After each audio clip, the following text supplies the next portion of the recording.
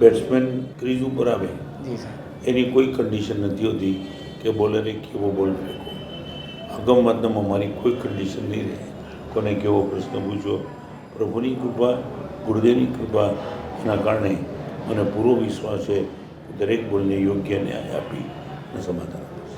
માટુંગા સ્ત્રી સંઘના પુણ્યોદય પૂજ્યપાદ સરસ્વતી લબ્ધ પ્રસાદ આચાર્ય ભગવાન શ્રી રત્નચંદ્ર સુરેશ્વરજી મહારાજાના શ્રી મુખે આગમ વાંચનાનો ત્રિદિવસીય શુભ અવસર પ્રાપ્ત થયો છે. ત્યારે આવો પૂજ્યશ્રીને પૂછીએ આપણા મનમાં આગમ વાંચના વિશે ઉદ્ભવતા પ્રશ્નોને અને જાણીએ શું પામીશું આ અમૃત મંથન રૂપી આગમ વાંચના. સાહેબજી, એવું સાંભળ્યું છે કે જગતમાં એવું કોઈ શ્રુત નથી, એવું કોઈ તત્વ નથી, એવી કોઈ વિદ્યા નથી કે જે મૂળ જીન આગમમાં ન હોય. આ વાત કેવી રીતે માનવી છે? કેટલીક વાર એવી છે કે પ્રશ્ન બે પ્રકારના હોય છે, એક સિદ્ધાંતલક્ષી પ્રશ્ન અને બીજો જીવનલક્ષી પ્રશ્ન. આ આગમ વાંચનામાં વાત સિદ્ધાંતની આવશે, પણ જીવનને ટચ થતી વાત આવશે. તમે એમ પૂછો, સાહેબ, મોક્ષનું સ્વરૂપ શું છે? જી સર. એ કદાચ હું ગમે તેટલું કહીશ, એનાથી તમારું જીવન પરિવર્તન થશે જ એ નક્કી નથી. પણ આટલા વર્ષોની ઉંમર પછી પણ સાહેબ મને ક્રોધ કેમ સતાવે છે? આ તમારા પ્રશ્નનું સમાધાન મળે તો 100% તમારું જીવન પરિવર્તન થાય.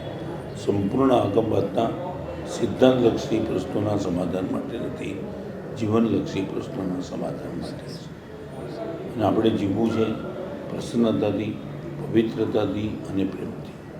જીવનના 3 ગુણ, પ્રેમ, પવિત્રતા અને પ્રસન્નતા, આ 3 અત્યારે સર્વ ક્ષેત્રમાં ડિસ્ટર્બ છે. સોશિયલ મીડિયાએ પવિત્રતાને ખતમ કરી નાખી છે, સ્વાર્થ વૃત્તિએ પ્રેમ ખતમ કરી નાખ્યો છે, અને સ્ટ્રેસે પ્રસન્નતાનું બારમું કરી નાખ્યું છે. આ 3 ન હોય તો જીવતી લાશ જેવું જીવન ચાલે છે. હું સુંદર મજાનું સમાધાન આગમવાદના માધ્યમે આપવાના પ્રયાસ છે.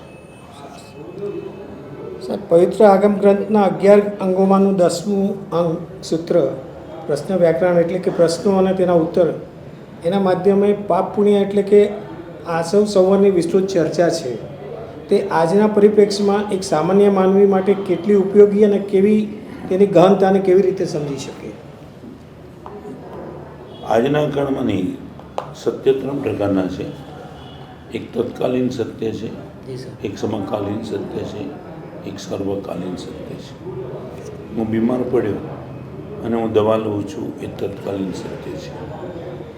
વગર બીમારીએ રોજ અનાજ અને જળ લઉં છું, એ સમકાલીન સત્ય છે.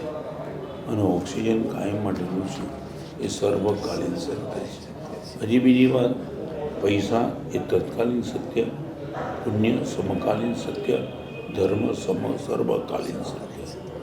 તત્કાલીન, સમકાલીન અને સર્વકાલીન, આ 3 પ્રકારના સત્યને કઈ રીતે જીવનમાં એપ્લાય કરવા એની વાત આગમમાં આવશે. ઓક્સિજનની પણ વાત આવશે, અનાજ અને જળની વાત આવશે, અને બહુ કટોકટી આવે ત્યારે દવા કઈ રીતે લેવી એ પણ વાત આવશે. એટલે તત્કાલીન સત્ય દવા છે, સમકાલીન સત્ય અન્ન અને જળ છે, અને સર્વકાલીન સત્ય ઓક્સિજન છે. આ 3ની વાત આગમની વાતનામાં લઈ લઈશું. ભૌતિકતાવાદમાં રચ્યો પછી રહેતો આજનો માનવી, તેમાં પણ વિશેષ રૂપે યુવા વર્ગ, તેમના મગજમાં આ વાત કઈ રીતે ઉતરી શકે છે? કેટલીક વાર એમને ખાલી એટલું જ પૂછ્યું છે કે લગભગ આજની યુવા પેઢી એની સૌથી મોટી નબળી કડી છે, એને પોતાના જીવનની વ્યવસ્થા ઓપિનિયનના આધારે બનાવી છે અને ધર્મ એક્સપિરિયન્સ ઉપર ચાલે છે. આ સ્ટ્રેસ, આ ડિપ્રેશન, આ irritation, frustration due to opinion, not experience. ધર્મ કાયમ માટે એક્સપિરિયન્સની વાત કરે. અમે મુનિજન્મ સુખી છીએ નહીં એવું કદાચ કેટલો ઘર ન પણ માનતો હોય, એમનું ઓપિનિયન અમારા માટે ગમે તેટલો વિચિત્ર હોય. અમે મુનિજીવન આ જીવનમાં છોડવાનું નથી માગતા નહીં, અમે જીવન મુનિજીવન માગીએ છીએ, કારણ કે એનો એક્સપિરિયન્સ એટલો છે. We are too much happy. તો બહુ ગુજરાતી ભાષામાં કેવું જેમ કહેવાય, વિજ્ઞાનની વાત એ છે કે સમજાય પછી માનીએ. ધર્મ કે જે પહેલાં માની લો પછી સમજાય જશે. એક જગ્યાએ પરમાત્માના ફોટાની નીચે સરસ મજાનું વાક્ય લખ્યું હતું. એ આગમ વાસનાના સંદર્ભમાં બહુ કામના છે. પરમાત્માનો ફોટો અને ભગવાન પોતે જ કહે છે, ડોન્ટ ટ્રાય ટુ અન્ડરસ્ટેન્ડ મી, લવ મી. તારી બુદ્ધિ બહુ ટૂંકી પડશે, તારી બુદ્ધિથી મને સમજવાની મહેનત કરીશ, તને મજા નહીં આવે, તું મને પ્રેમ કર. નાનો બાબો મમ્મી કોણ છે ખબર નથી, મમ્મી કેવી છે પણ ખબર નથી. અરે હું તો ત્યાં સુધી કહું, માં વેશ્યા હશે તો બાબો એને પ્રેમ કરશે. એને ખબર નથી એ માં કેવી છે, એમાં એને રસ જ નથી. માં મારી છે માટે પ્રેમ કરો છે, અને માં એના પ્રેમને કારણે એને જીવન આપી દે છે. તો આગમવાદના એ નથી કે તમે બધું જીવનને સમજી આવો. You love them, don't try to understand. I shell try my best. સમજાવવાની મહેનત બધી કરી છે, પણ એક દુનિયાનો કાયદો છે, તથ્ય ત્યાં સુધી પહોંચે ત્યાં તર્ક નથી પહોંચતો. તર્કને વિરામ આપો પછી તથ્ય સુધી પહોંચે. આગમવાદના એ પર્પઝથી યુવાનોને અત્યંત મજા એટલા માટે આવશે, એમની સમકાલીન સ્ટ્રેસ મુક્ત કેવી રીતે રહેવાય, ટેન્શન મુક્ત કેવી રીતે રહેવાય, લોજિકલી એમના મનના બધા જ પ્રશ્નના અદ્ભુત સમાધાનો મળે. દાખલા તરીકે ઘણીવાર કહું છું પ્રવચનમાં કે પૈસામાં તમને જે પણ દેખાતું હોય તો તમે એક પૈસાનું સુખ દેખાડો. સુખ પૈસા સુવિધા આપે, સુરક્ષા નહીં આપે. પુણ્યકર્મ સુવિધા પણ આપશે, સુરક્ષા પણ આપશે. પરમાત્મા સુવિધા, સુરક્ષા અને સદબુદ્ધિ ત્રણે આપશે. પૈસા, પુણ્ય અને પ્રેમ એક સુવિધા આપી હાથ ઊંચા કરી દે છે.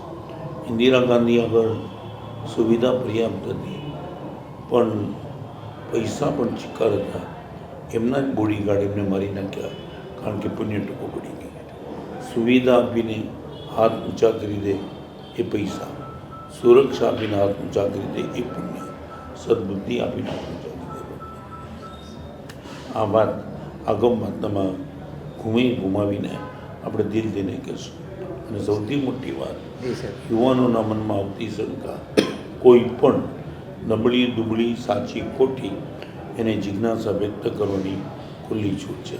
પ્રશ્નો પૂછી હા, અરે પ્રશ્નની કહું છું, બેટ્સમેન ક્રીઝ ઉપર આવે એની કોઈ કન્ડિશન નથી હોતી કે બોલરે કેવો બોલ ફેંકો. આગમવાદનામાં મારી કોઈ કન્ડિશન નહીં રહે, કોને કેવો પ્રશ્ન પૂછો. પ્રભુની કૃપા, ગુરુદેવની કૃપા, એના કારણે મને પૂરો વિશ્વાસ છે કે દરેક બોલને યોગ્ય ન્યાય આપી અને સમાધાન આપશે. આજની વાતનો એક છેલ્લો પ્રશ્ન.